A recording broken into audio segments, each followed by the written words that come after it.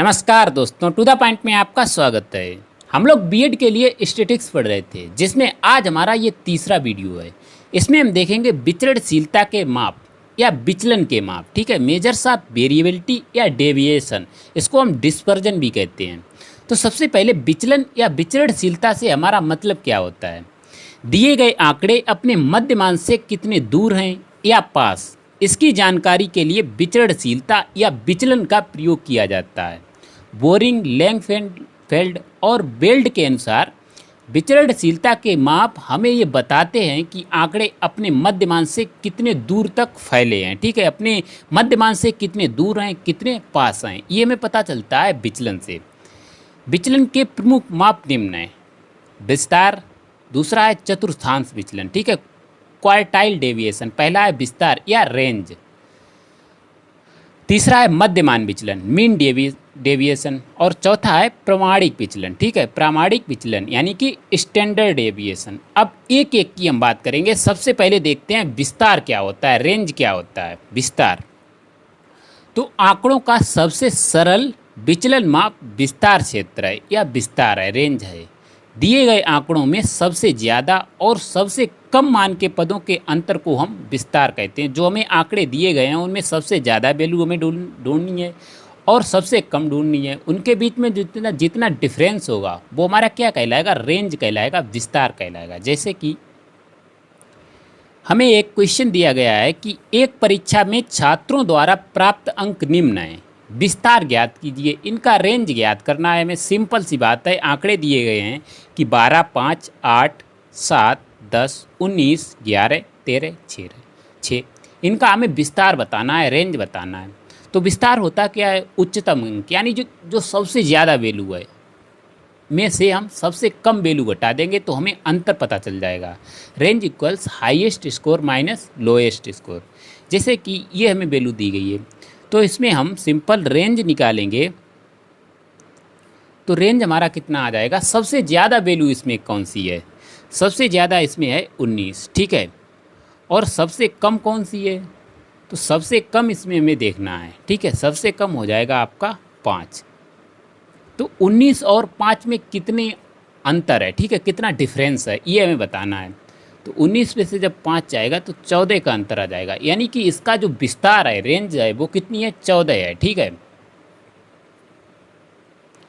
क्योंकि जब आप आंकड़ों को आरोही या अवरोही क्रम में लिखेंगे, जैसे सपोज इसको हम आरोही क्रम में लिखें, जैसे 5 आएगा, उसके बाद 6 आएगा, उसके बाद 7, उसके बाद 8, उसके बाद आएगा 10, 11, 12, 13 और 19। तो यहाँ पर रेंज होता क्या है, जैसे 5 से हम 19 तक जाएंगे तो मैक्सिमम 14 अंकों तक ये वैल्यू जो है पूरा आंकड़ा फैला हुआ है।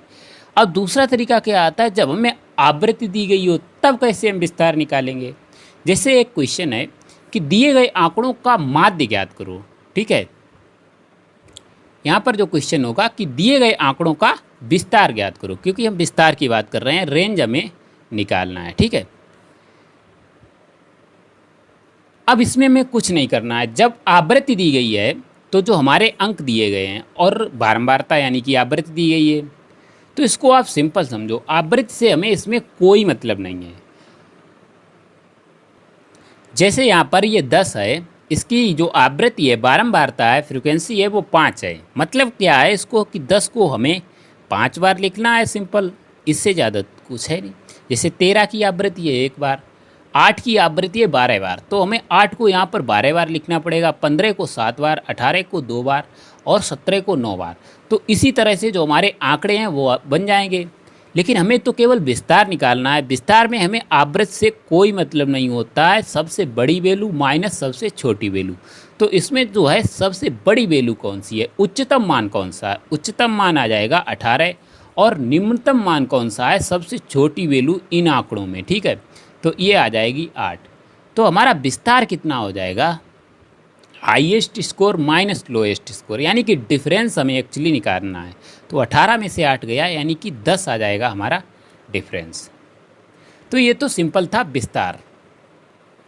अब इसके बाद दूसरा हम देखेंगे चतुर्थांश विचलन, इसके बाद मध्यमान विचलन और लास्ट में देखेंगे प्रामाणिक विचलन यानी कि स्टैंडर्ड डेविएशन। अब सेकेंड है हमारा चतुर्थांश विचलन, क्वार्टाइल डेविएशन। तो क्वार्टाइल डेविएशन, सबसे पहले आप चतुर्थांश का मतलब समझो। चतुर्थांश यानी कि चतुर्थ अंश, संस्कृत में 4 को हम कहते हैं चतुर्थ, यानी कि चतुर्थ का अर्थ होता है चौथा और अंश का है हिस्सा। ठीक है, अंश का मतलब है हिस्सा या भाग। तो चतुर्थांश वे 3 बिंदु हैं जो दिए गए आंकड़ों को 4 भागों में विभाजित कर दें। जैसे सपोज ये हमें कोई आंकड़े दिए गए, ठीक है, सपोज ये कोई आंकड़े हैं, इनको हमें 4 भागों में बांटना है। तो ये 3 बिंदु आ जाएंगे, 3 जगह से काटेंगे तो इसके 4 भाग हो जाएंगे। 3 बिंदुओं को हमने Q1, Q2 और Q3 लिख लिया क्योंकि हम क्वार्टाइल डेविएशन देख रहे हैं, जहां Q1, Q2, Q3 क्रमशः प्रारंभ से 25% यानी कि चौथाई, 50% यानी कि आधा और 75% यानी कि 3/4 में आंकड़ों को बांटते हैं। सिंपल सी बात है। अब चतुर्थांश विचलन हम ज्ञात कैसे करते हैं? तो चतुर्थांश विचलन ज्ञात करना, क्वार्टाइल डेविएशन, या इसको हम सिंपल Q से डिनोट करते हैं।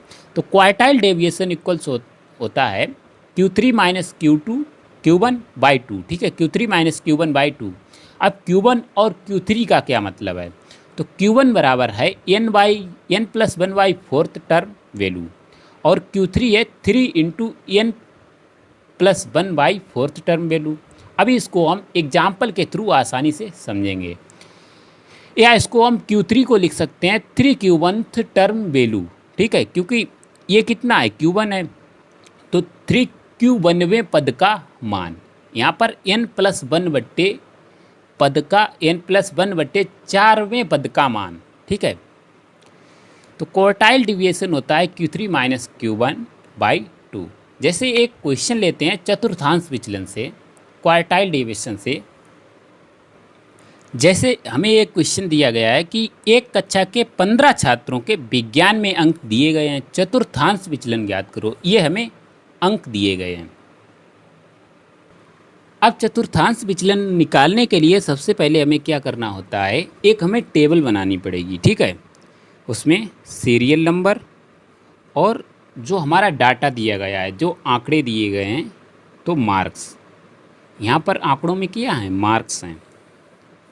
तो सिंपल सीरियल नंबर तो 1 2 3 4 5 और जो आंकड़े हैं उनको हमें अब बढ़ते क्रम में रखना होगा। ठीक है, तो सबसे छोटा आंकड़ा इसमें कौन सा है, 15 है, उसके बाद 20 है, उसके बाद 20 है।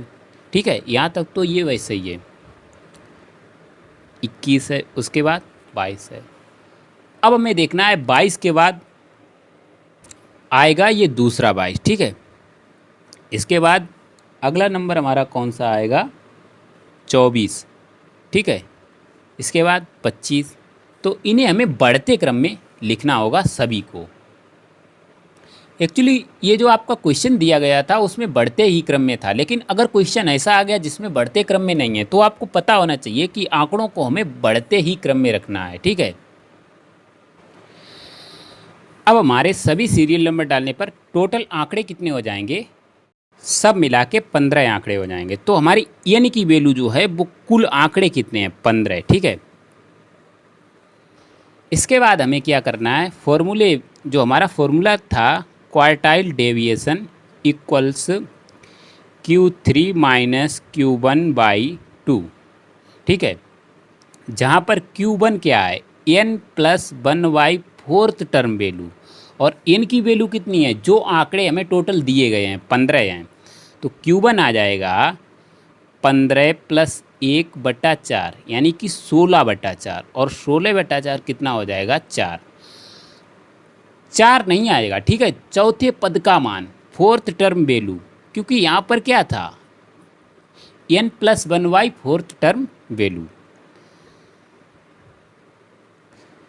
अब हमें चौथे पद का, चौथे सीरियल नंबर पर कौन सा है। ठीक है, तो चौथे सीरियल नंबर पर ये हमारा आया है 21, यानी कि 21 जो है Q1 की वैल्यू है।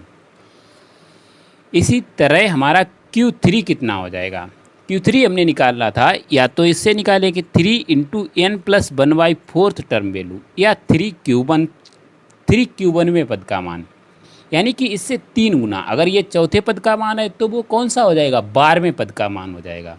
तो 3 गुणा 4 यानी कि 12वें पद का मान, 12th टर्म वैल्यू। तो 12th टर्म वैल्यू हमारी कितनी आ जाएगी, ये आ जाएगी। एक्चुअली इसको आप फील करो कि हमारा ये जो आंकड़े दिए गए हैं इसको हमें 4 भागों में बांटना है, ठीक है। तो चौथाई आंकड़ों तो ये लगभग ये हो गए, और यहाँ पर कहीं पर आएगा Q2, ये आ गया Q3। तो ये जो है पूरी टेबल 4 भागों में यहाँ पर आप देख सकते हैं सिंपल डिवाइड हो गई। तो हमारा जो चतुर्थांश विचलन आएगा वो यहाँ कहीं पर आएगा, ठीक है, अप्रॉक्स। लेकिन अब हम इसको फॉर्मूले से निकाल रहे हैं कि QD इक्वल्स होता है Q3 माइनस Q1/2, यानी कि Q3 और Q1 के बीच में आएगा, ठीक है, लगभग मिडल में आएगा। तो Q3 हमारा कितना आया, 30, और Q1 कितना आया, 21/2। तो 30 में से 21 गया, यानी कि 9/2, 4.5। ये हमारा आ जाएगा चतुर्थांश विचलन।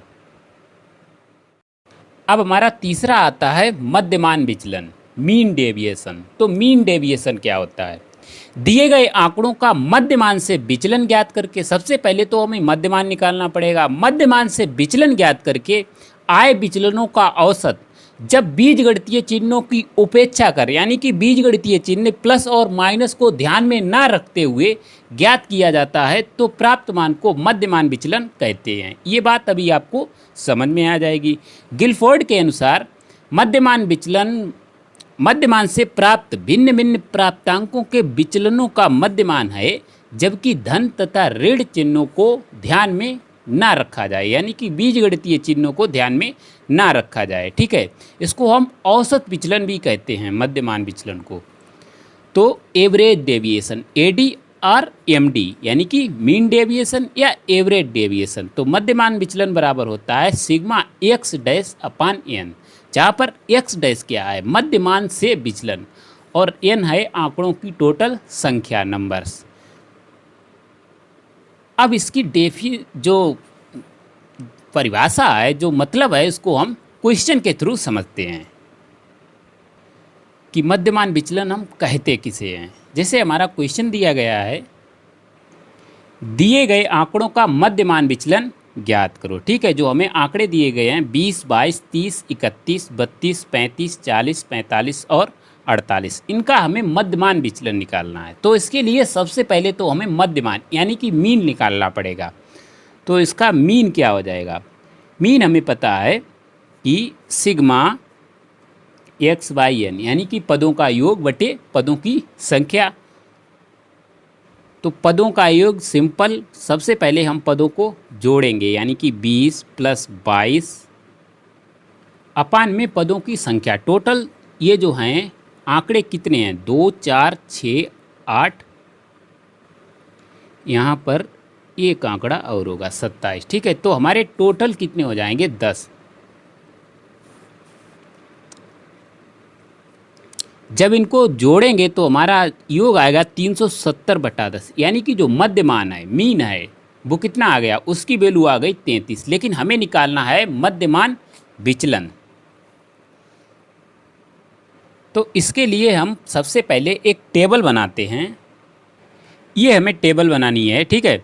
तो सीरियल नंबर, सबसे पहले तो सीरियल नंबर डालेंगे 1, 2, 3, 4, 5, जितने हमें आंकड़े दिए गए हैं, ठीक है। 10 हमें टोटल आंकड़े दिए गए हैं। अब आंकड़ों को आरोही क्रम में, यानी कि सबसे छोटा है 20, जो कि हमें ऑलरेडी आरोही क्रम में ही दिए गए हैं, इंक्रीजिंग ऑर्डर।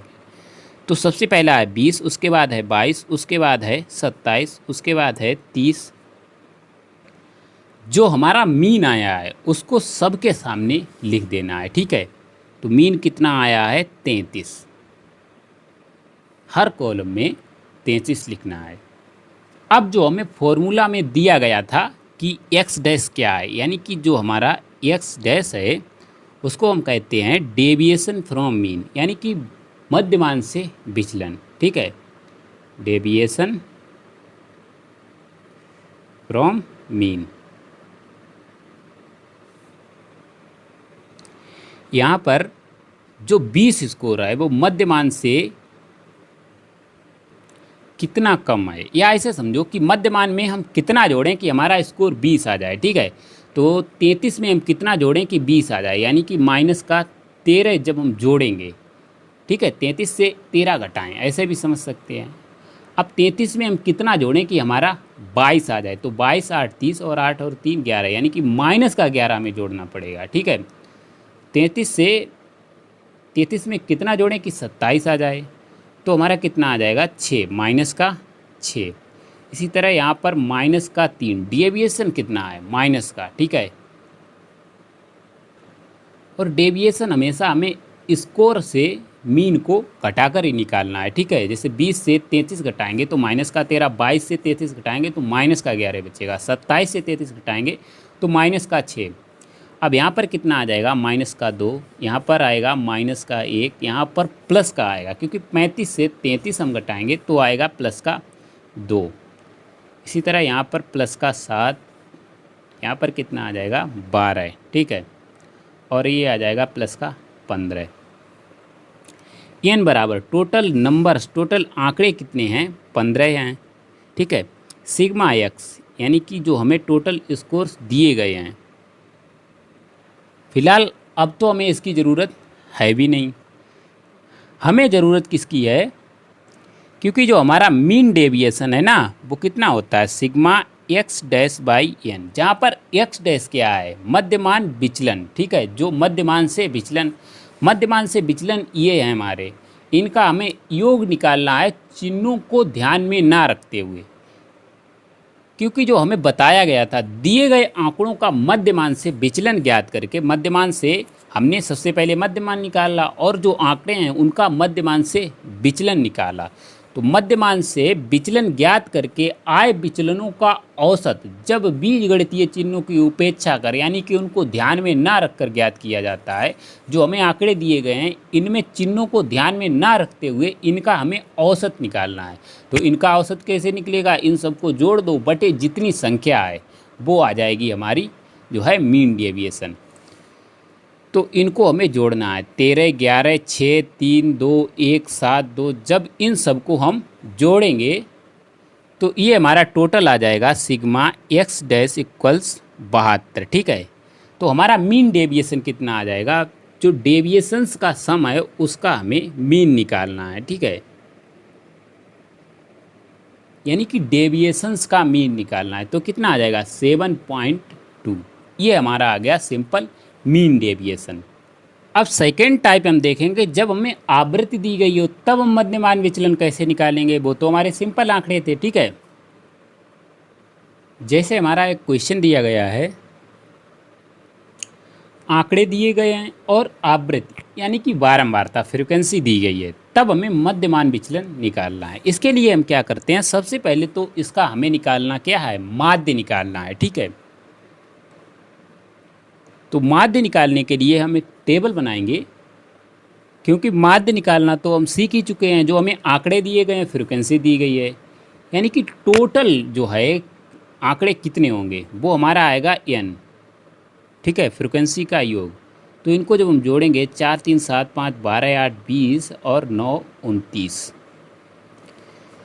इसके बाद हमें fx निकालना है, तो ये कितना आ जाएगा 2 3 6 और ये 12, ये 20, ये 40, 36 और ये 21, 7 21। तो सिग्मा fx बराबर जोड़ेंगे तो 135 आ जाएगा, यानी कि जो हमारा मीन होता है वो क्या होता है सिंपल fx बाई एन, और fx कितना है 135 बाई एन की वैल्यू है 29, यानी कि जब हम भाग देंगे तो ये 4.65 हमारा आ जाएगा। ये तो हमने मध्यमान निकालना है, लेकिन अब मध्यमान से विचलन कैसे निकालेंगे, इसके लिए हमें दूसरी टेबल बनानी पड़ेगी। तो इसमें भी सबसे पहले तो हमें जो आंकड़े दिए गए हैं, स्कोर्स दिए गए हैं, उनको हम लिख लेंगे 2 3 4 5 6 और 7। ठीक है, जो हमारा मीन आया है वो कितना आया है 4.65। इसको हमें हर कॉलम में लिख देना है एज इट इज। फ्रीक्वेंसी वाले कॉलम में फ्रीक्वेंसी लिख देंगे, कितनी है 2 की कितनी है 3 है, ये 4 है, ये 5 है, ये 6, ये 8 है, ठीक है, ये 6 है और ये 3 है। अब यहाँ पर हमें एक्स डैश निकालना है, यानी कि स्कोर और मीन का डेविएशन। स्कोर से मीन घटाएंगे, 2 में से 4.65 घटाएंगे, तो कम वैल्यू से ज़्यादा तो घटेगी नहीं, तो हम क्या करेंगे 4.65 से 2 घटाएंगे, लेकिन यहाँ पर साइन कैसा लगाएंगे माइनस का, तो ये आ जाएगा माइनस का 2.65। 4.65 से 3 घटाएंगे, लेकिन साइन कैसा लगाएंगे माइनस का, तो माइनस का 1.65। इसी तरह ये माइनस का 0.65, ये माइनस का 0.35, ये आ जाएगा 1.35, वो भी प्लस का, क्योंकि 6 से 4.65 घटाएंगे। अब 7 से 4.65 घटाएंगे तो ये आ जाएगा 7.235। ठीक है, ये हमारा आ गया डेविएशन फ्रॉम मीन, यानी कि माध्य से विचलन। लेकिन हमें क्या निकालना है, एफ एक्स डैश अब निकालना है, क्योंकि जो हमारा माध्य विचलन होता क्या है, जो विचलन आए हैं ना उनका औसत, तो ये विचलन आए हैं, लेकिन ये आवृत्ति वाला है, तो इसमें हमें आवृत्ति का भी गुणा करने पड़ेगा। ठीक है, क्योंकि जो आवृत्ति वाले होते हैं उनकी जो हम मीन निकालते हैं वो एफ एक्स करके निकालते हैं। अगर आवृत्ति नहीं होती तो हमारा सिंपल क्या होता है, मीन होता है कि सिग्मा एक्स वाई एन, लेकिन जब हमारी आवृत्ति हो जाती है, फ्रिक्वेंसी दी हुई होती है, तो sigma F X Y N हो जाता है मध्यमान। ठीक है, मीन। इसी तरह जो हमारा विचलन निकालेंगे उसमें, यानी कि मध्यमान विचलन निकालेंगे, तो उसमें मध्यमान विचलन क्या था पहले जब आवृत्ति नहीं थी, तो sigma X dash Y N, यानी कि विचलनों का औसत। लेकिन जब आवृत्ति दी गई है तो एफ एक्स डैश का औसत आएगा, तो ये कितना आ जाएगा, एफ एक्स डैश 2 का गुणा करेंगे 2.65 में। ठीक है, तो 2 का नहीं 3 का, ठीक है, क्योंकि आवृत्ति कितनी है 3, तो 3 का गुणा 2.65 पे, 3 पंचे 15, 1 आया, 3 6 18, 19 आया, 1 यहाँ पर आएगा, तो ये आ जाएगा 7.95। इसी तरह ये आ जाएगा माइनस का 6.6, और ये माइनस का 3.25, माइनस का 2.80, प्लस का 8.1। ठीक है, और ये आ जाएगा प्लस का 7.05। अब इनको हमें चिन्हों को ध्यान में ना रख के जोड़ना है। ठीक है, माइनस और प्लस के जो साइन है उस पर हमें कोई फोकस नहीं करना है, केवल इन वैल्यूज को हमें ऐड करना है। तो सिग्मा एफ एक्स डैश का मोड इसीलिए हम लगाते हैं। मोड का मतलब क्या होता है, माइनस को भी ये प्लस कर देता है। मोड में जैसे मोड माइनस एक्स बराबर भी एक्स होता है और मोड एक्स बराबर भी एक्स ही होता है। ठीक है, जैसे -2 मोड हम कहें तो वो कितना आ जाएगा, प्लस का 2 आ जाएगा। तो सिग्मा एफ एक्स डैश का मोड, तो ये कितना आ जाएगा 35.75। ठीक है, ये हमने निकाल लिया। अब हमारा जो मीन डेविएशन आएगा वो कितना आएगा, सिग्मा एफ एक्स डैश का मोड बाई एन, यानी कि 35.75 बटा एन कितना है। ठीक है, एन पहले ही हम निकाल चुके थे 29, यहाँ पर भी हम लिख सकते हैं कि एन बराबर 29। इसका हमें 35.75 में 29 का भाग देना है। जब भाग देंगे तो ये हमारा 1.23 आ जाएगा। ठीक है, ये हमारा मीन डेविएशन आया है जब हमें आंकड़े आवृत्ति के साथ दिए गए हों। अब इसी तरह हम वर्ग अंतराल वाला भी देख सकते हैं। इसमें आपको समझना क्या है, जैसे हम माध्य निकालते थे वैसे ही हमें मध्यमान विचलन निकालना पड़ेगा। जैसे आवृत्ति वालों का मध्यमान यानी कि मीन हम कैसे निकालते थे, sigma F X Y N. अब जो है हमें जब वर्ग अंतराल दिए जाएंगे तो उसका हम मध्यमान कैसे निकालते थे, ठीक है, स्टेप डेविएशन से निकालते थे। इसीलिए जो हम इनका मीन डेविएशन निकालेंगे वो भी आपका ऐसा ही फॉर्मूला होगा, यानी कि sigma F X dash Y N. अब इसके बाद नेक्स्ट वीडियो में हम देखेंगे स्टैंडर्ड डेविएशन, चौथा, ठीक है, प्रमाणिक विचलन यानी कि स्टैंडर्ड डेविएशन के बारे में डिटेल में देखेंगे। तो मिलते हैं नेक्स्ट वीडियो में, तब तक के लिए गुड बाय।